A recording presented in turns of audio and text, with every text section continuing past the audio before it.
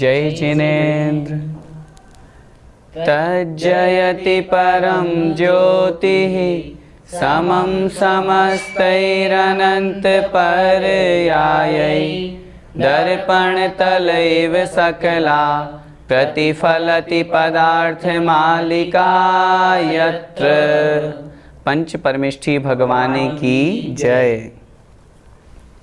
आचार्य अमृतचंद स्वामी द्वारा विरचित पुरुषार्थ सिद्धि उपाय का हिंसा और अहिंसा का बहुत महत्वपूर्ण वर्णन चल रहा है। पिछले श्लोकों में हमने हिंसा कोई एक करता है, फल अनेकों को मिलता है, हिंसा अनेक करते हैं, फल एक को मिलता है, इस तरह अनेक प्रकार का हिंसा का वर्णन पढ़ा। आइए इसी क्रम में आगे बढ़ते हैं। श्लोक क्रमांक 57 पर पहले उच्चारण करेंगे। हिंसा फलमपरस्यतु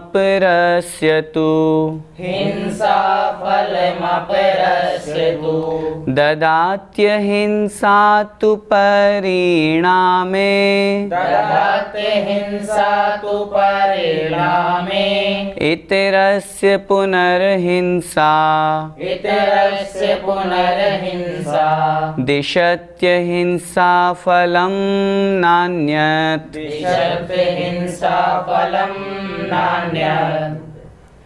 हिंसा फलमपरस्यतु ददात्यहिंसा तु परिणामे इतरस्य पुनर्हिंसा दिशत्यहिंसा फलं नान्यत्। आइए एक एक शब्द का अर्थ समझते हैं।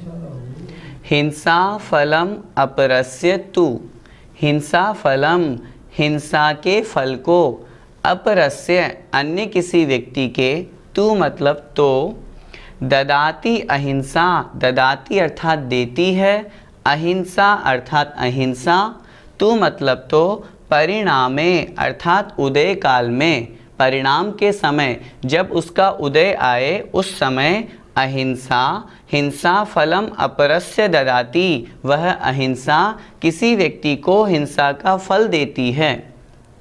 इतरस्य पुनः हिंसा, पुनः अर्थात और, इतरस्य अन्य व्यक्ति के, हिंसा अर्थात हिंसा, दिशति अहिंसा फलम, दिशति अर्थात देती है, अहिंसा फलम अहिंसा के फल को, न अन्यत और अन्य नहीं, अन्य फल को नहीं देती, अर्थात हिंसा अन्य किसी दूसरे व्यक्ति के, वह हिंसा अहिंसा के फल को देती है।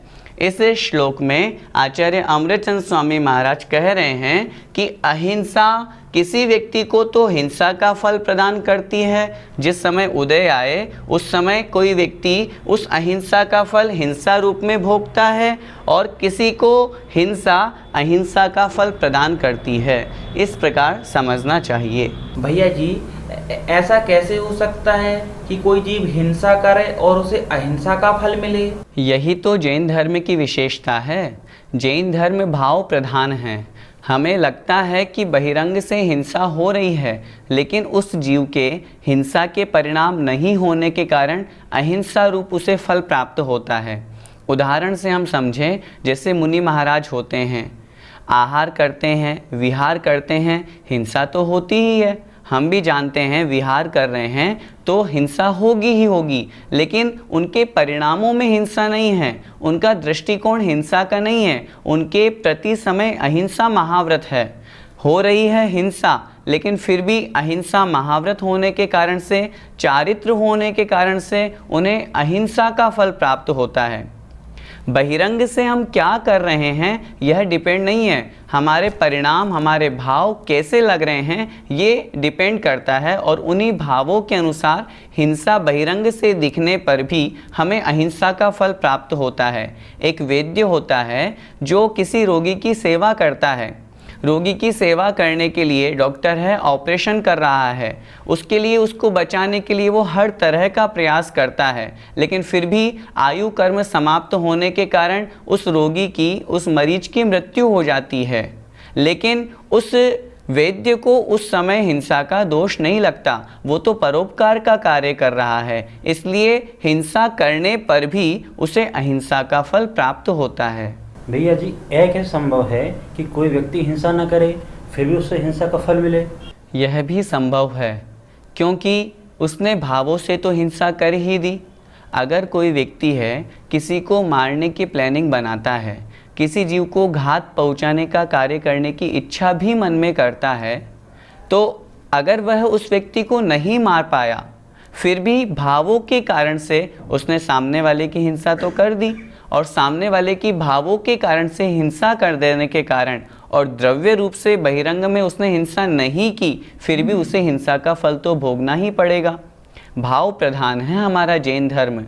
यदि हमारे भाव अच्छे हैं तो उन अच्छे परिणामों के कारण से ही हमें पुण्य की भी प्राप्ति होती है। 3 चीज़ें हैं, कृत, कारित और अनुमोदना।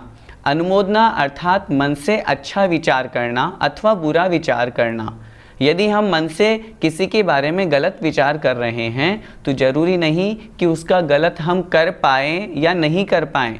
जिस समय हमने बुरा विचार किया उस समय हमारे कर्म बंद हो गया, और जब कर्म बंद होने के पश्चात जब उदय में आएगा तो उस पाप का, उस हिंसा का हमें दोष तो लगेगा ही लगेगा। भैया जी, यदि कोई सैनिक किसी शत्रु को मारता है तो उसे हिंसा का पाप लगेगा या नहीं? देखो, पाप तो लगेगा, क्योंकि वह किसी शत्रु की अथवा किसी भी जीव की हिंसा कर रहा है, लेकिन उसका वह पाप क्षम्य है, क्योंकि वह किसी शत्रु को मार रहा है इस उद्देश्य के साथ में ताकि वह अपने देश की, अपने समाज की, अपने राष्ट्र की रक्षा कर सके। 4 प्रकार की हिंसा होती है जिसमें श्रावक मात्र संकल्पी हिंसा का ही त्यागी होता है। शेष 3 हिंसाओं से वह बचने का प्रयास करता है। उसमें एक होती है विरोधिनी हिंसा। वह सैनिक उस बॉर्डर पर खड़े होकर के शत्रु का विरोध कर रहा है, कोशिश करता है कि जितना हो सके कम हिंसा करें, लेकिन फिर भी श्रावक के लिए विरोधिनी हिंसा का पूर्ण रूप से त्याग नहीं हो सकता।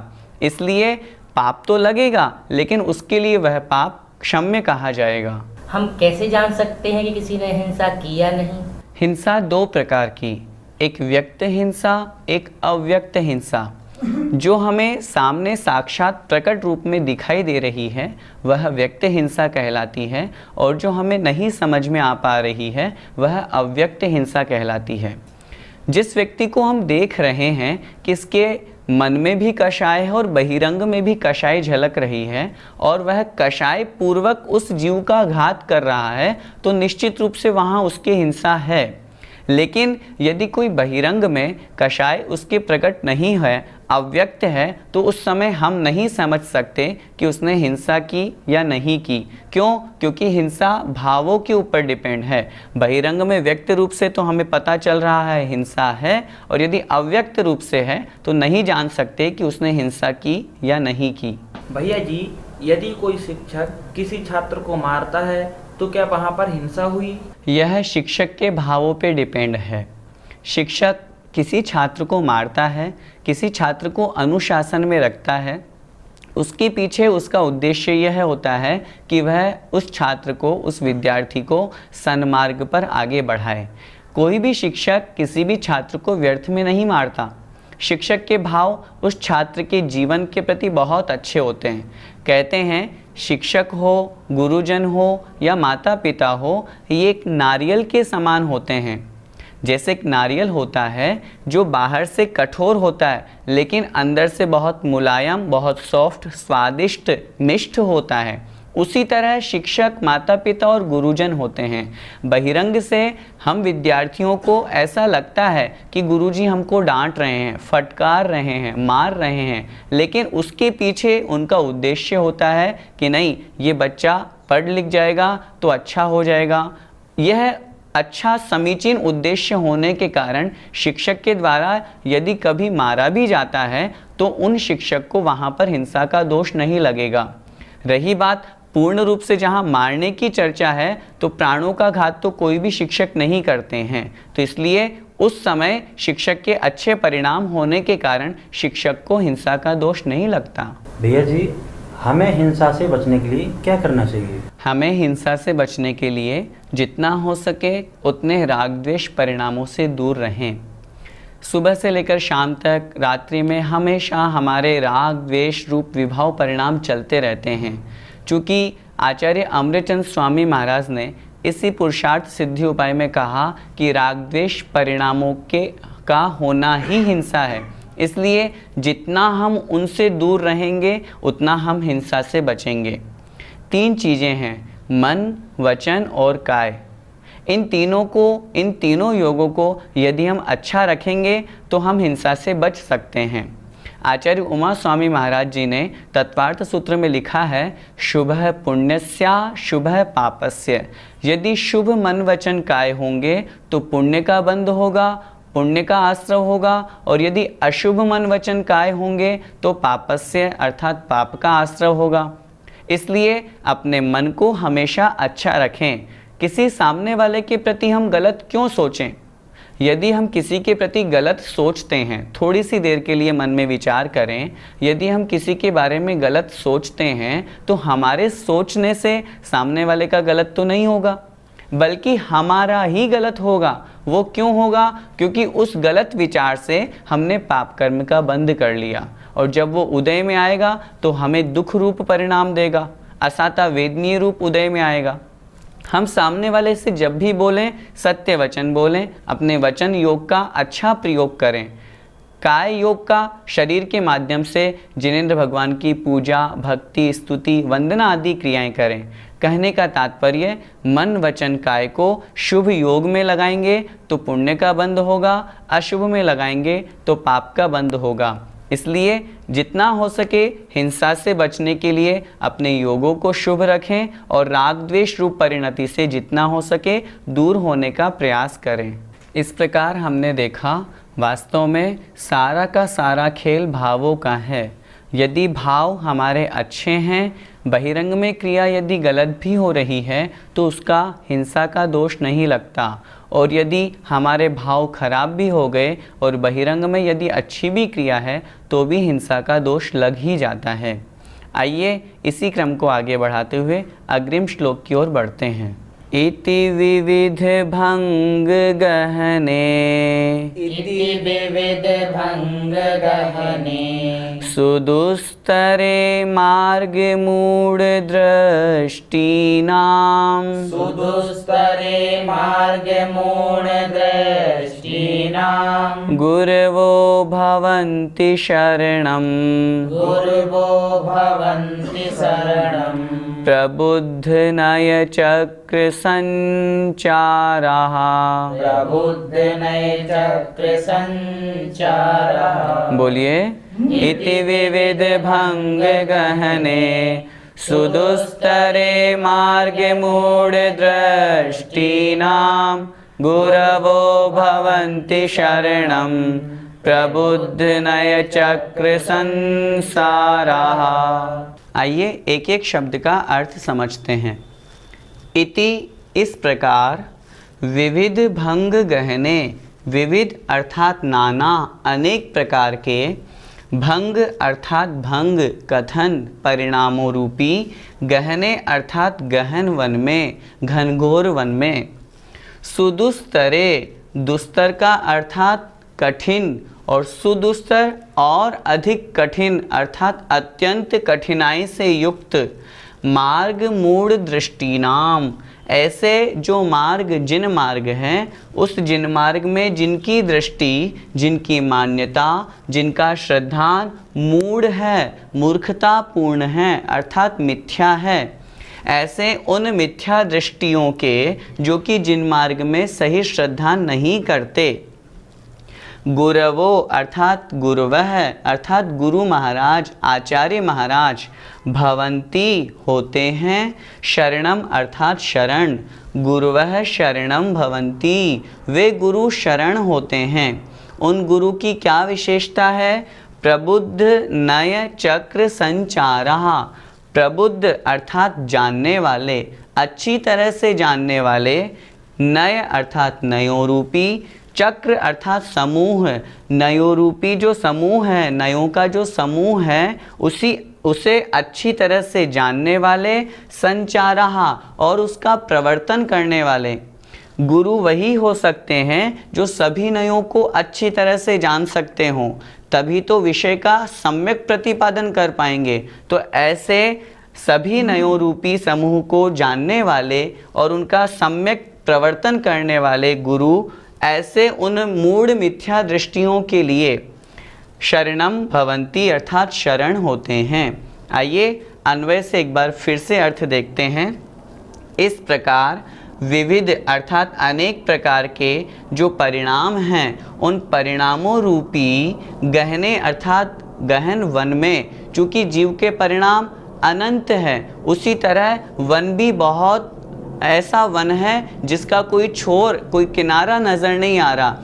ऐसे उस वन में जिसे प्राप्त करना बड़ा मुश्किल है, बहुत कठिन है, ऐसे उस दुस्तर अर्थात कठिन मार्ग को प्रवर्तन करने वाले अर्थात उसमें विचरण करने वाले मूढ़ जनियों के लिए, अज्ञानी लोगों के लिए पूर्ण रूप से अच्छी प्रकार से सभी नयों को जानने वाले और उसका अच्छी प्रकार से प्रवर्तन करने वाले गुरु महाराज ही शरण होते हैं। इसीलिए जो इस तरह गहन वन में हम जैसे लोग फंसे हुए हैं, उन लोगों के लिए ऐसे दिगंबर गुरु मुनि महाराज ही शरण हैं। भैया जी, आत्मा के परिणाम कितने प्रकार के होते हैं? आत्मा के परिणाम अनंत प्रकार के होते हैं, क्योंकि जीव प्रति समय किसी न किसी तरह के परिणाम करता ही रहता है, इसलिए अनेक प्रकार के परिणाम उसके होते रहते हैं। इसलिए परिणाम भी अनेक अनंत प्रकार के होते हैं।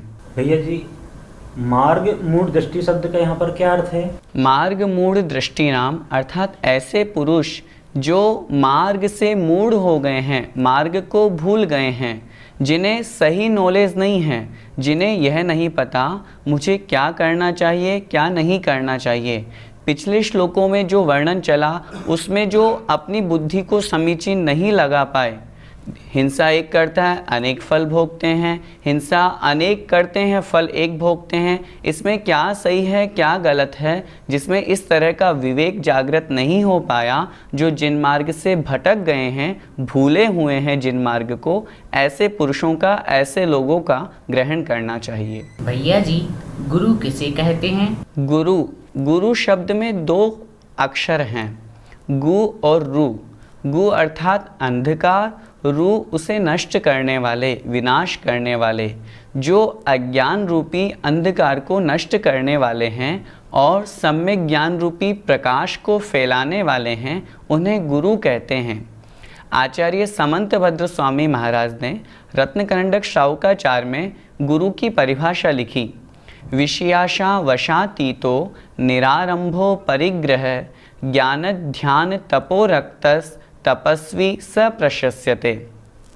जो पंचेंद्रिय की विषयों की आशा से अतीत हैं, दूर हैं, रहित हैं, निरारंभ है, आरंभ अर्थात हिंसा से रहित हैं, अपरिग्रह अर्थात परिग्रह से रहित हैं, ज्ञान ध्यान और तप में हमेशा लवलीन रहते हैं, लगे हुए रहते हैं, तपस्वी अर्थात ऐसे तपस्या करने वाले अर्थात दिगंबर मुनि महाराज प्रशस्यते अर्थात प्रशंसनीय हैं। वास्तव में सच्चे गुरु निर्ग्रंथ दिगंबर ही होते हैं। इस श्लोक में ऐसे उन निर्ग्रंथ गुरु की शरण की प्राप्ति का कथन किया गया है, क्योंकि यदि हम अन्य कुगुरु या सामान्य गुरुओं की शरण को प्राप्त करेंगे तो वो स्वयं संसार में भटक रहे हैं, हमें संसार से क्या निकालेंगे। निर्ग्रंथ दिगंबर गुरु स्वपर तारक होते हैं। जो स्वयं अपनी आत्मा का भी कल्याण करते हैं और भक्तजनों का, शिष्यजनों का, जो उनकी संगति में आते हैं, सानिध्य में आते हैं, उनको भी कल्याण का मार्ग उपदेश करते हैं, उनको बताते हैं ताकि वो भी उस मार्ग पर लग सकें। इसलिए यहाँ गुरु से तात्पर्य निर्ग्रंथ दिगंबर 28 मूलगुणधारी गुरु समझना चाहिए। यहाँ गुरुओं को नए चक्र संचार क्यों कहा गया? नए चक्र संचार शब्द का अर्थ समझें। नए चक्र, चक्र का अर्थ है समूह, जो नयों के समूह को जानने वाले हैं, और संचार, संचार का तात्पर्य उसको प्रवर्तन करने वाले, उसका उपदेश देने वाले। निर्ग्रंथ दिगंबर गुरु को इस विशेषण से इसलिए द्योतित किया गया क्योंकि जब तक कोई गुरु या कोई व्यक्ति नयों का ज्ञान प्राप्त नहीं करेगा तब तक वह सम्यक उपदेश नहीं दे सकता। नए व्यवहार नए कह लें, निश्चय नए कह लें, इस अपेक्षा से नए दो प्रकार के होते हैं। यदि किन्हीं गुरु को अगर नए का ज्ञान नहीं है तो फिर वो एक नई की अपेक्षा से ही कथन करेंगे, और एक नई की अपेक्षा से कथन करेंगे तो वह एकांतवाद हो जाएगा, और एकांतवाद मिथ्यात्व है। इसलिए सम्यक उपदेश देने वाले जो गुरु हैं उनको नयों का ज्ञान होना अति आवश्यक है, और जो निर्ग्रंथ दिगंबर गुरु होते हैं उनको नयों का अच्छी प्रकार से भली भांति ज्ञान होता ही है।